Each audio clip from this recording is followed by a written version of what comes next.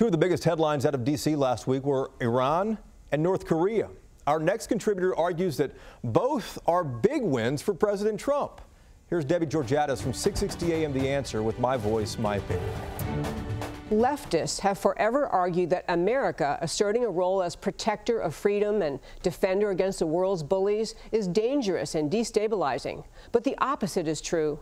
Thanks to strong American leadership, North Korea's Kim Jong-un has released American prisoners in anticipation of a summit with President Trump to talk about denuclearization, the Iran deal that offered fake protection against real nuclear weapons development and allowed the mullahs to funnel $150 billion to terrorists, is a deal no more.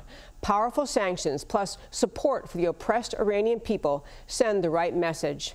Leftists bitterly clinging to the Iranian deal as today's Peace in Our Times claim that confronting bullies is dangerous. It is, but appeasing Iran and North Korea emboldened them. Speaking up and then standing up against them is the only way to stop them. I'm Debbie Georgatos, and this is My Voice, My Opinion.